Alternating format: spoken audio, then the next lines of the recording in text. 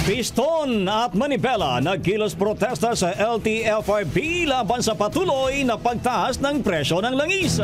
Brigada Jigo Custodio, i-brigada mo! Brigada Live Report. Nagkilos protesta ang mga transport group na Piston at Manibela sa harap ng tanggapan ng LTFRB sa Quezon City ngayong araw laban sa patuloy na pagtaas ng presyo ng langis. Kasunod ito ng taas presyo sa mga produktong petrolyo na epektibo ngayong araw kung saan tumaas ng 2 pesos and 50 centavos ang kada litro ng diesel, 1 peso and 50 centavos ang gasolina at 1 peso and 60 centavos ang kerosene. Kasama ang mga kinatawan mula sa Makabayan Block na nawagan sila na ipawalang bisa ang oil deregulation law.